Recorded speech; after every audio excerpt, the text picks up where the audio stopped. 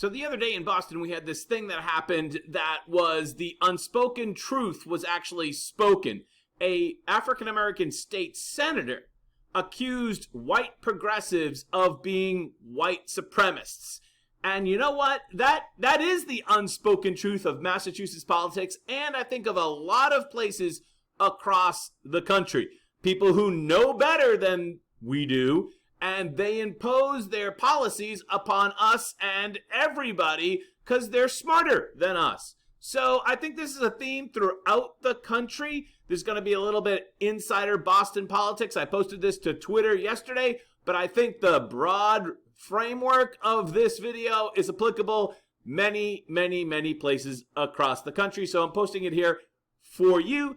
Take a listen. Let me know what you think. A lot of people consider the political spectrum to be linear. That's what you're taught in high school. But at the very least, it's a circle, and it may even be spherical. So you could actually be so far left that you're right in more ways than one. That's what happened accidentally to State Senator Lydia Edwards the other day in a column written by Joan, who we can only assume didn't plagiarize her column, when Lydia Edwards said that progressives were white supremacists. Let's go to the quote. Edwards calls DSA members, that's the socialists in Boston, progressive white supremacists. Asked why? They are progressive. They also believe they know what is better for people of color, and whether they want to admit it, trusting your perspective of what is better for people of color than people of color telling you is white supremacy. Welcome to the fight, Lydia. Although I don't think you possess the self-awareness to realize how correct you actually are. Take a look at the map here in Massachusetts. We live in what is effectively a de facto apartheid. There are certain places for people of color, to use the left's term, and white people. Now, certainly, there are vast exceptions to the rule, but that's how it works here in Massachusetts and many other places across the country. How did we get here? Effectively by progressive, what we used to call liberal policies of people who know better than us. They know better because they went to Colby, Hofstra, or Harvard. They're smarter than you, and they won't hesitate to tell you or put a bumper sticker on the back of their Volvo to let you know. What are those policies? Let's take a look at some of the biggest hits, or misses as the case may be, from progressive policy over the last 50 plus years. Let's start with redlining.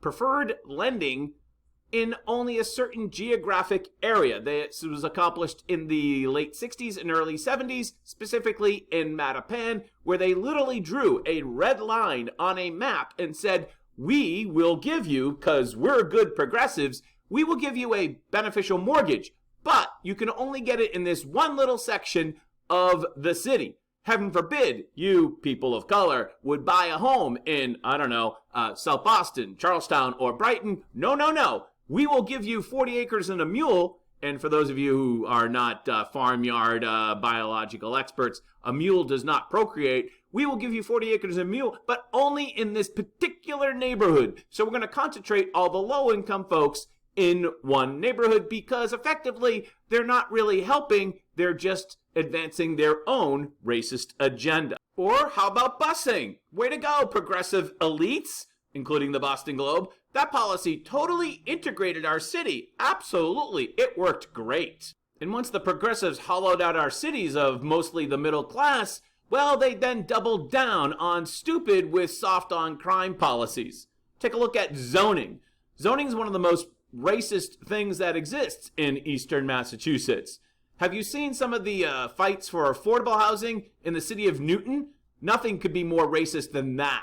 Layer on top of that 50 plus years of progressive, we know better policies, known as the War on Poverty, which establishes welfare dependence and destroys the American family, and voila, you have Eastern Massachusetts apartheid. And so, yes, Lydia Edwards, you actually stumbled upon the truth, and without filter, you accidentally spoke it out loud, that liberals, or what we now call progressives, or the left, are in fact the architects of structural racism in Eastern Massachusetts and throughout the country.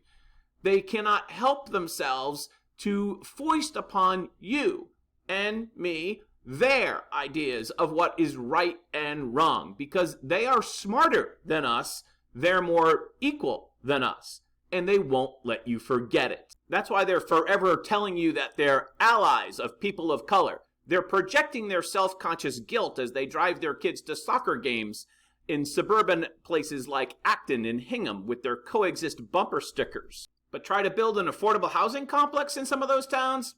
Forget about it. Senator Warren, like Senator Kennedy before her, is the poster child for the far-left progressive. We know better than you. We're going to impose our will upon you because we're smarter and more equal than you, progressive crowd. But make no mistake, that entire school of thought is what has created, sustained, and benefits from Greater Boston structural racism. They, in fact, are the racists. I'm John F. Gately. Thanks for watching.